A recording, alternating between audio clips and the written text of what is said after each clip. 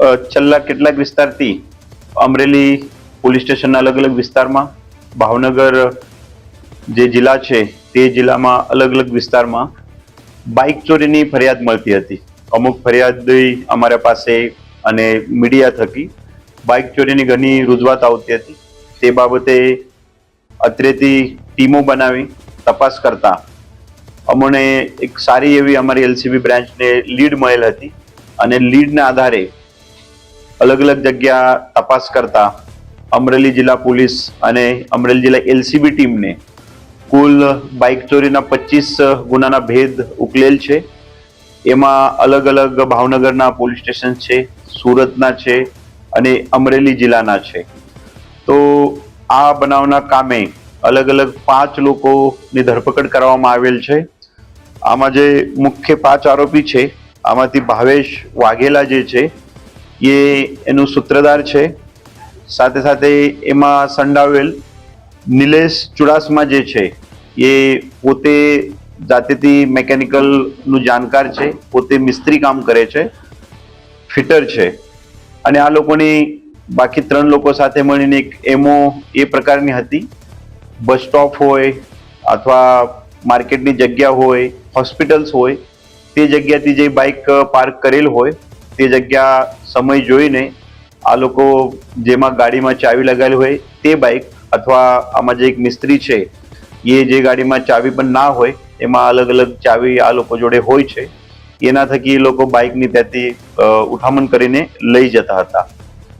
આ જે બાઇકના આગળનો વપરાશ છે તે બાબતે પણ જિલ્લા પોલીસ તરફથી સઘન પૂછપરછ કરવામાં આવી. એમાં એવું જાણવા મળેલ છે કે આ લોકો એ બાઇક જે છે નવા કોરા સારા લાખ રૂપિયા કિંમત સુધીના બાઇકો આપણા જ વિસ્તારના જે વાડી વિસ્તાર છે આમાં જે મજૂરો કામ કરે છે એ લોકોને વિગર કોઈ પણ કાગજ બનાવ્યા વિગર સસ્તા ભાવે આપતા હતા. એ પણ વિગત ધ્યાને આવેલી છે. જેથી તપાસના કામે એ તમામ બાઇક જે લોકોએ આ લોકો પાસેથી ખરીદી કરેલ હતી એ પરત મેળવેલ છે. જેથી આ ગુનાના અનુસંધાને અમારું તમામ જનતા જે અહીંયાની છે, નાગરિકો, એમને એક સૂચન છે, એક અપેક્ષા છે કે આપે જ્યારે પણ કોઈ વસ્તુ સ્પેશિયલી બાઇક અને વાહન ખરીદી કરતા હોય છે ત્યારે આપ ચોક્કસથી એ વસ્તુ જાણવી જોઈએ કે ભાઈ આના કાગળ બરાબર છે, એના ઉપર કોઈ લોન છે કે કેમ, કે ચોરીની વસ્તુ છે કે કેમ. અગર એ કર્યા હોત તો આ લોકોને આ બાઇક જે ચોરીની બાઇક આ લોકો પાસે મળે આવેલું હોય એ બનાવ ના બન્યા હોત. તો અમારા પાસે કુલ 25 ગુનાના કામે 24 બાઇક કબજે લીધેલા છે.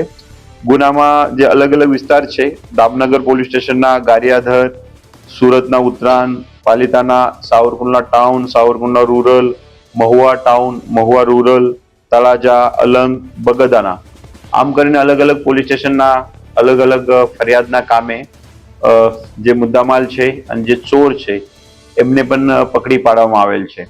સાથે સાથે અમારી જિલ્લાવાસી તરફથી એ પણ અપેક્ષા છે આપના સાથે કોઈ પણ બાઇક ચોરીના અથવા અન્ય ચોરીને બનાવ બને, બાઇક ચોરી, મોબાઈલ ચોરી, તો તાત્કાલિક દાખલ પણ કરવું જોઈએ. હવે બાઇક ચોરી, વાહન ચોરી અને મોબાઈલ ચોરી તો ઓનલાઈન EFIR માધ્યમથી પણ દાખલ થાય છે. તો જિલ્લા પોલીસના એક ધ્યાને રહે કે કઈ વિસ્તારમાં મોટા પ્રમાણમાં ચોરી બને છે, કઈ વિસ્તારમાં કેવા પ્રકારની ચોરી બને છે, જેના થકી આપણે રિપોર્ટિંગ થાય તો ત્યારબાદ પકડવા માટે અને મહેનત કરવા માટે પણ જિલ્લા પોલીસને વધારે સરળતા રહેશે.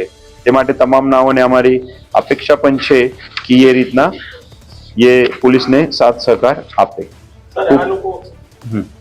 બતાવો. આમાં જે હાલના એ જે આરોપી છે આમાં અલગ અલગ આરોપીની પ્રોફાઇલ જોતા હાલના જે ગુનાના કામે આપણે બાઇક ચોરીની વિગત મળેલ છે, પણ ભૂતકાળમાં આમાં અમુક આરોપી જે છે ઘરફોડ ચોરી જે છે રાત્રેની દિવસની એમાં પણ સંડાવેલા ભૂતકાળના ગુનામાં છે.